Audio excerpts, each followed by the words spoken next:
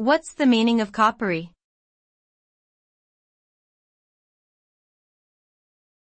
Coppery.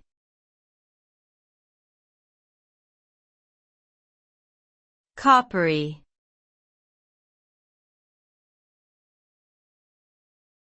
Coppery.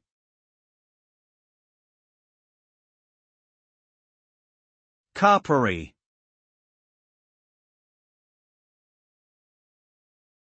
The term coppery is an adjective used to describe something that has a color or taste that resembles copper, which is a reddish-brown metal.